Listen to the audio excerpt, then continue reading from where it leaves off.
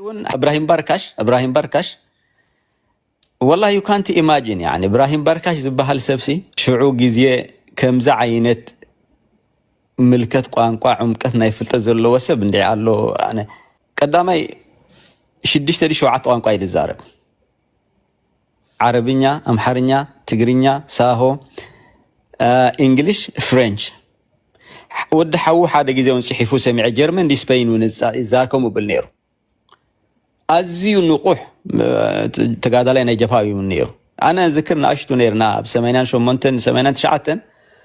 ابراهيم بركاش زي ريدرز دايجست زبل مصحفتي زي جورنال وورلد جورنال زبل مصحفتي بيزنس زي ماغازينس اب غزي درغسي كوم غازيطا خطركبون تاشمينيو شعو وسو دارغا زنبب ازي نقحي ابسنا دحرا مጨረሻ 80ታት نعد ተመሊሱ ሲቪላው ህይወቱ ይመረح ነበር ازي مهوري كندي ملكت ቋንቋ አለው አምሐርኛ ልካ ገለልካ ازيو ንቁሕ مهوري هجي انا እንታይ ይዝክር ابراهيم بركاش እንታይ ኢሉ ሓደ ግዜ ነትወደ ሃንስ እንታይ ኢልዎ ንሕናስ ንፈልጦ መንግስቲ ዝበሃል ዝኾነ ሓድሽ ፖሊስታት ከውጽእ ከሎ ምስ ህዝቢ ይዝዛተ ወይ ምስ ወከልቲ ህዝቢ ወይ ድማ ምስ ህዝቢ ከምዚ ኢሉ ይዝዛተ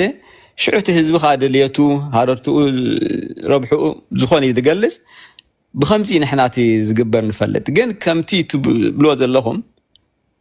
ወዲኹም ሞዝ መጻኹም ፖሊሲ ተቀበሉ ክትብሉና ከምዛ ዓይነት እንተ ኮይኑ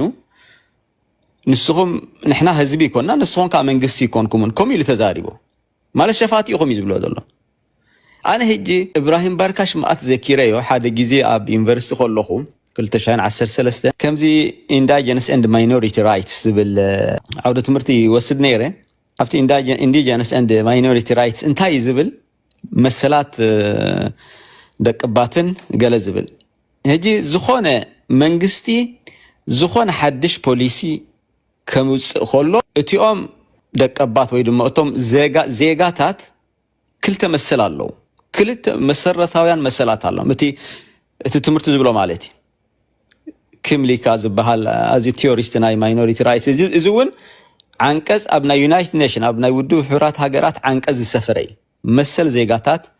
መሰል ውሑዳን ወይ ድማ መሰል ደቅባት ዝብል እጂ እዚ ክልተ ቀንዲ መሰላት እንታይ ዝብል መንግስቲ ዝኾነ ፖሊሲ ከውጽእ ከሎ ነቶም ዜጋታት ነቶም ህዝቢ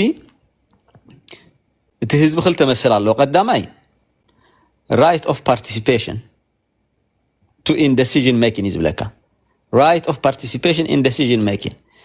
እቶም ዜጋታት ኣብቲ ውሳኔ መውሳድ ናይ ተሳታፍነት መሰል አለው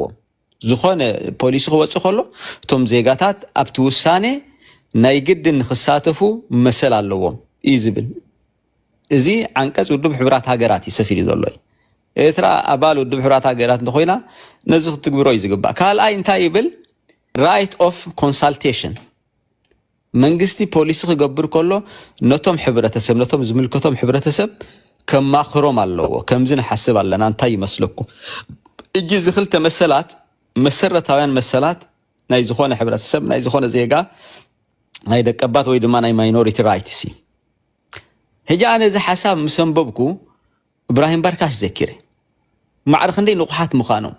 ኣብ 93 ከምዛ ዓይነት ሐሳብ ነቲ መንግስቲ በሐፈሻ እንታይ ኣብቲ መብዛሕቲ እቲ ናይ ጀብሃ ተጋዳላይ በሐቅ ንቕሓት አለው እቲ ፖለቲካል ካልቸር ናይ ጀብሃ ኾሚ ኣሚያት ኣብ ናይ ዲሞክራሲ ዲስካሽን ኮሚታት ዝያዳ ኣብቲ ናይ ተጋድሎ ሓርነት ፖለቲካል ካልቸር ነይሩ ንቑሓት እዮም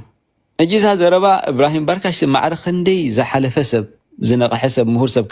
ከምዚ ኢሉ ተዛሪቦ ነቲ ወዲ ሃንስ ብሎ ብዙሓት ካልኦት ውን ነይሮም ብኣገባብ ብስነ ስርዓት حسابهم دقلتو جن بزحزن من قدي إذا خونتات أب حماق مأذن أمريحو